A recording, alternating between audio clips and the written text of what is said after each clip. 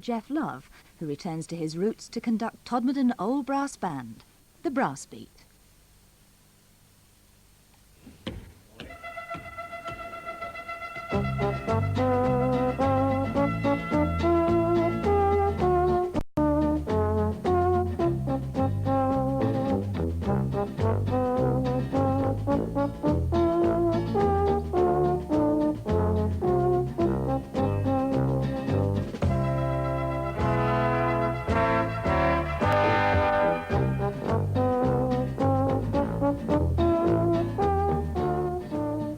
Hello again.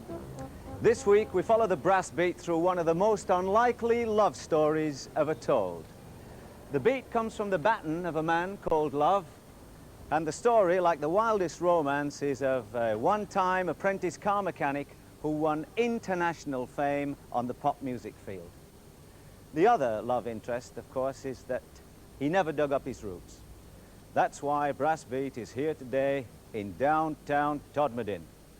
Once every 2 years, Geoff Love, yes, that's our hero, forsakes the lush life of conducting big film and television orchestras, and he forgets all about his million-selling records, and he comes home to rehearse and conduct in concert the Todmorden Old Brass Band. Don't drag.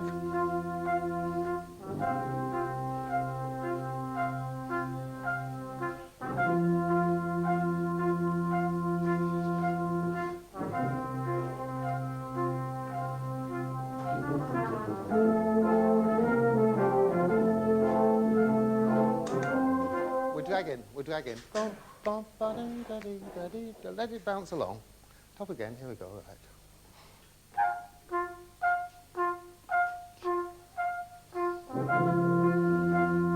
Our love story starts here in Todmorden. An 11-year-old boy living here at the time was desperate for a trombone. Well, his widowed mother couldn't afford one, so he pestered the life out of the local musicians, and they finally got him one, and his mother paid them back at 5 pence a week. Well, she couldn't afford these expensive lessons, so Geoff taught himself to play the trombone. At 14, he left school with his heart firmly planted in show business, but a spanner firmly planted in his hand. He got a job as an apprentice mechanic at a local garage. The prospects of him running his own big orchestras and creating these lush, chart-topping sounds wasn't even a dream.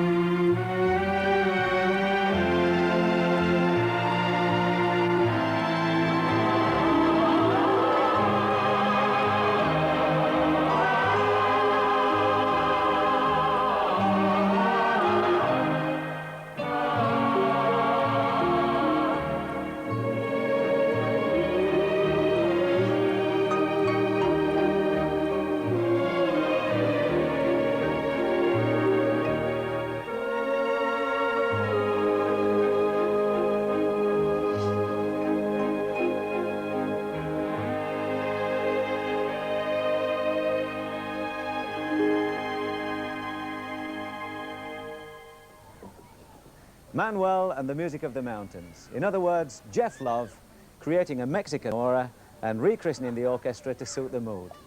A far cry from Todmorden.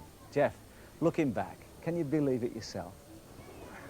It's a bit hard to believe, isn't it, Roy? I mean, it's a bit like an MGM musical at times, the way you start never dreaming that you're going to get anything, and then to find yourself in this position, it's a bit amazing. But how has it all happened? You see, Todmorden, for the sake of anybody who doesn't know, when I was a kid here, it had a population of 20,000, that's all. Now, we had an orchestra, we had a junior section to the orchestra, we had a Gleam Magical Society, we had a male voice choir, we had an operatic society, every church had a choir. Well, then we had the Todd Brass Band, the Todmorden Brass Band, give it its full name. We had Walsing had a brass band, Cornholme had one, Hebden Bridge had one. Knock at any door, you'd find a musician, just about. And it was the most musical town. My sister played violin in the junior section of the orchestra, and I took up the violin and hated it. I just couldn't stand it. Oh, I couldn't stand to hear myself practice. And I wanted to blow. I wanted to play trombone. But my mother was a widow. She was working in the cotton mill 3 days a week, you know, short time, 30 bob a week, this sort of thing, and just couldn't afford it. And our family doctor was a man called Dr. John Deville Mather, and he was the president of the orchestra. And he knew I was keen to play, so the orchestra gave my mother, or gave me a trombone. It cost £5 in those days, a little pea shooter. They gave me this trombone, and my mother paid them back at 5p a week. So I could blow, you see. And when did you first play with a band then? Well, I played with, then I became, I joined the junior section of the orchestra, playing trombone in the orchestra. Then eventually I was promoted up to the senior orchestra, you see, so that was fine. And then there was a band here called Ellis Jackson, a local semi-pro band, and they said, would I like to join their band and do Saturday night gigs at the Weavers Institute, which is not very far from where we're sitting now. And I went along and I did the first gig, and I was terrible. I was so bad that they said, well, look, sorry, you're not good enough for the band, but you can come to all our dances for nothing. And that was my introduction. Was this because you couldn't read, or you didn't know the tunes so well? I just didn't know any. I could read but very badly, but I just didn't know the dance idiom. I'd been brought up in symphonies, you know. To be put into this was ridiculous. That big chance came when the Carlton Ballroom opened in Rochdale in 1934. They ran auditions to form a band. Geoff was picked, and at the age of 17, he left the garage to join the Freddie Platt Band as trombonist and comedy vocalist.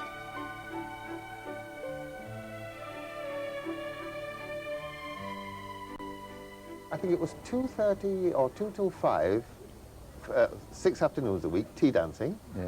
And we used to do 7:30 to 11 at night. Friday night was 8 till 2, because it was a evening dress night. Saturday was about 8 till 12, and Tuesday was about 8 till 12. One band, 15-minute interval.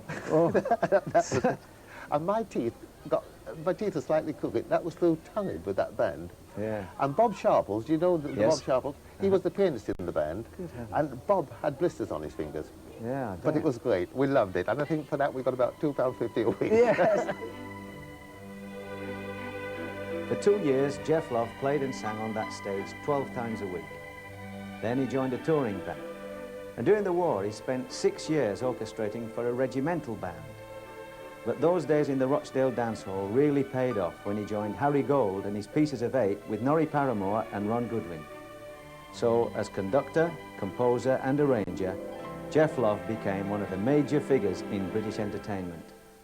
But when Todmorden Old Brass Band got into financial trouble, he came back to do a concert with them, and still keeps coming. You ready? Here we go then. Right, can we have a Salamanca, please? And as I was saying, I will stay in definitely in 4 at the end there. Do you want 4 in, or are you happy starting on the nose? 4 in, okay.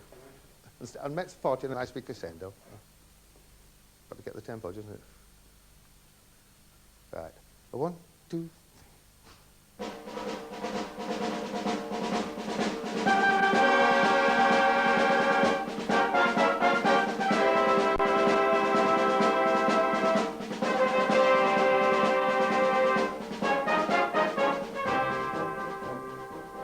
was president, it was suggested that I might approach Geoff because, quite naturally, as an amateur society, there are great problems with regard to money, both in providing instruments and providing uniforms.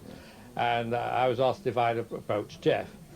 It's different, definitely different, because you don't see him that often, and he just comes along and he says, right, we do this, and you just do it because he's there. He just comes along and says, right, want it like this, and he always gets it. Well, it's a build-up, isn't it, really? You know, we have rehearsals twice a week, and then when the concert comes on, we had extra rehearsals, and up to Geoff coming, of course, it wasn't going too well. You know, we've had our problems with the band, etc., with players, and we've sorted them all out, and he's arrived, and, you know, it's come off, hasn't it? Oh, it's magic. You know, people react. Like, we struggle through most of the time, but when he comes, everybody reacts, and it's great. Oh, he brings it out of us. Rehearsals are not so bad up to when he comes, and then he just seems to click, you know. Compared to last night, the rehearsal is very good tonight. Last night it was atrocious. And it was on Wednesday night. Can we just go to letter E, please? E for eggs. E for eggs. Okay? The pick up into E. A 1, 2.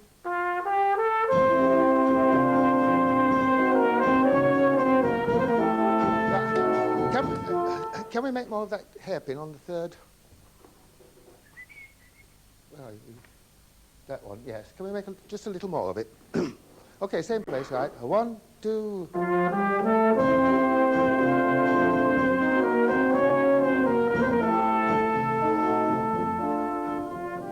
We always have a good do with him. He gets the band going, and we get on the platform and we do you know, it seems to lift the band. It's a sellout. You know, people are crying out for tickets, and it's just a pity we can't put it on for a week.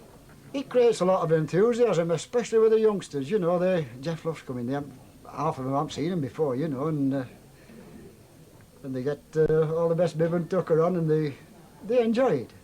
You got 2 sell-out concerts, and you'll have all your friends will be out there. How does that feel? It's a bit worrying. So you're more worried about your friends? I'm more worried about the concert, yes, than actually being conducted by Geoff Love.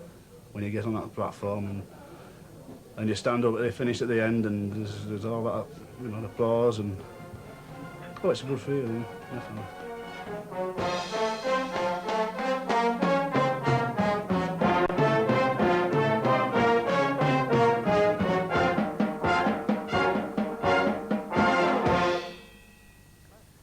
The Geoff Love concerts are glory days for the Todmorden Old Brass Band, like in the 1880s when they won a lot of prizes at Bellevue.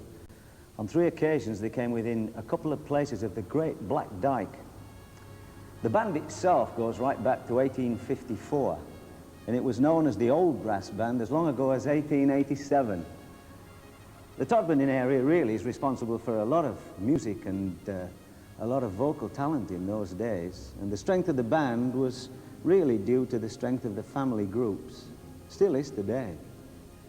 The Geoff Love concerts are like a reunion for old and new players, and it becomes a big civic shindig, and it takes a 3rd Division band right back to the top of the local league. And here to conduct, please give once again a Todmorden welcome for our own band leader of international renown, Geoff Love.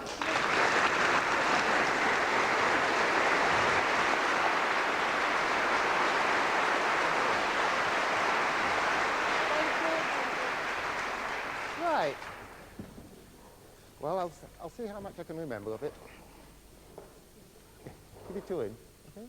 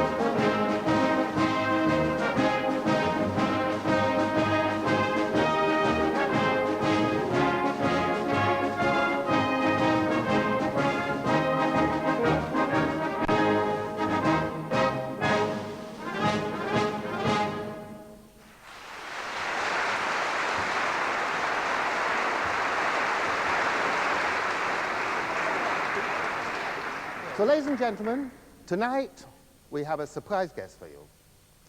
He's a singer, a comedian, a dancer, and amongst other things, a very good musician.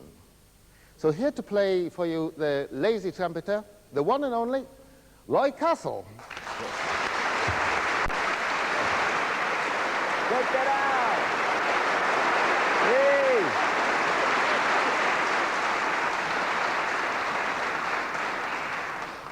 I must say, ladies and gentlemen, it's absolutely marvellous to be working here with one of Todmord's greatest mechanics.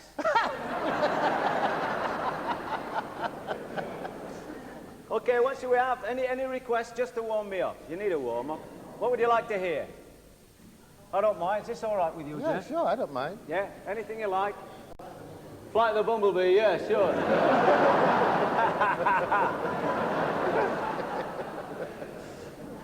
Is it? Flight of the Bumblebee.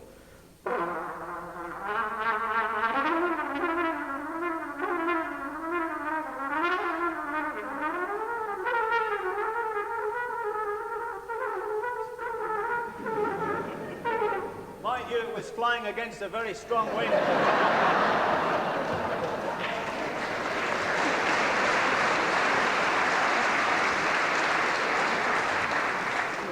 All right, well, I'm known in the business as what you call a busker. I'm not a reader. I've never actually played with a band. I haven't come up through the right channels, but I'm going to have a go at this lazy trumpeter. So give me a chance, won't you? Because I've been eating duck pudding all day. Ready when you are. Right, here we go. Before we forget it.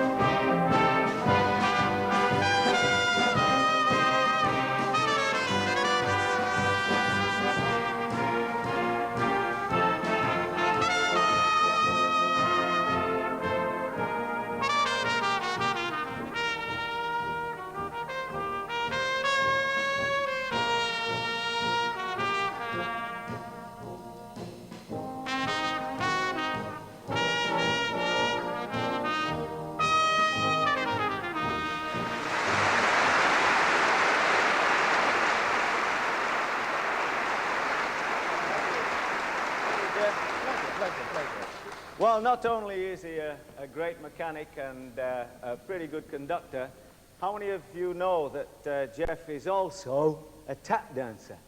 Me? Yeah, I remember. In Rochdale, I remember you. That's Are right. you ready? Yeah. 1, 2, 3.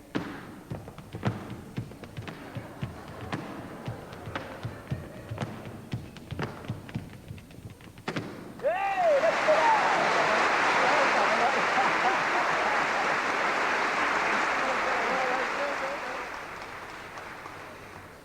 Geoff, you spend most of your time conducting highly paid session musicians, so you come back to conduct the toddy band. What's the differences? Well, starting with the highly paid session musicians, the English, the London session musicians, are the best leaders in the world, and this is acclaimed. The best string sections in the world, I think you'll find in London. And you walk in a studio in London, you put the music up, which you've never seen in their life before. They'll play it. First time through, they'll play it. You might get a mistake. The second time through, you don't expect a mistake. If there's a mistake on the third time, those guys don't work again. It's as tough as that down in London. When you come up to play with a band, if I may say an amateur band, I mean, and I'm not being derogatory when I use the word amateur, but when you play with an amateur band, you don't expect, and you can't expect, that standard of reading. That it takes years and years of hard practice and hard session work to get to that standard, so you can't expect that. Therefore, they have to have a lot more rehearsal. George, you're the regular conductor for the band. What difference do you notice in the band when Geoff turns up? Well, I think that Geoff is such a superman. We've known him many, many years. Tremendous personality.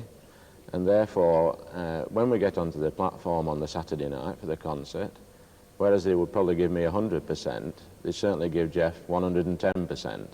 For my part, a lot of it is psychological, because I mustn't change anything they've got used to, otherwise it might throw them. So I've got to virtually fit in with them, but at the same time try and make them, and keep them happy, and try and make them play the way I would like them to play. And I don't know how, but somehow it works.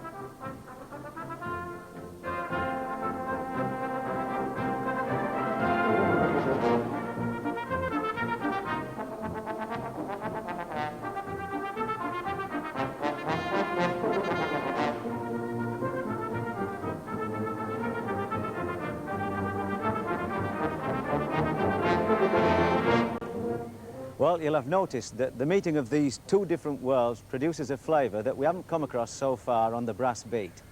Geoff Love, with his maestro's touch from the big bands and orchestras, gingering up the old uns and the young uns from the Todmorden Brass Band, who get no end of a fillip in rising to the occasion. And of course, the maestro's touch becomes the Midas touch. Geoff Love is paying a very old debt with his visits.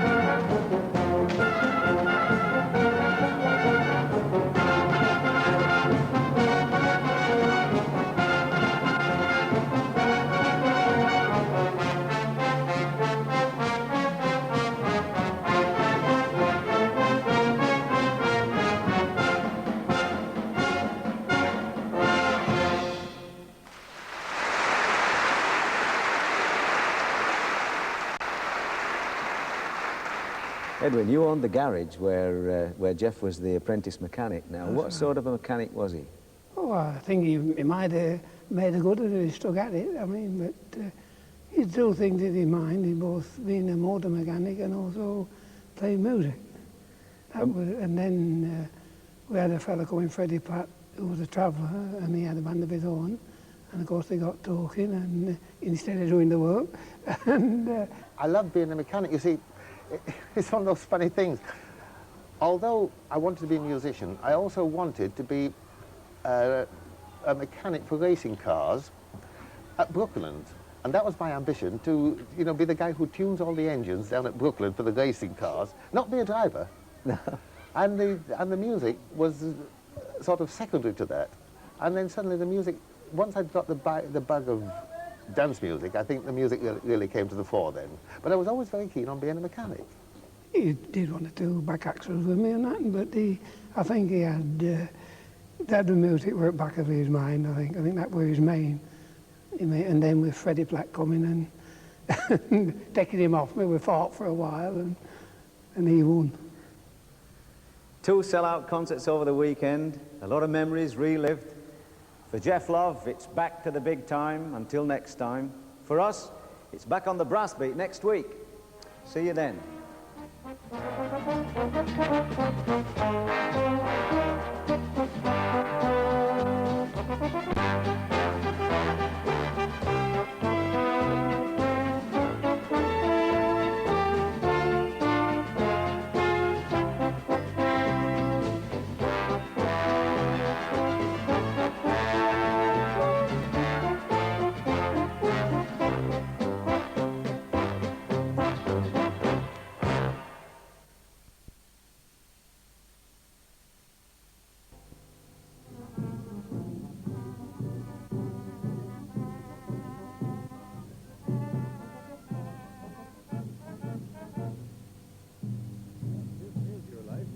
The Todmorden Brass Band from your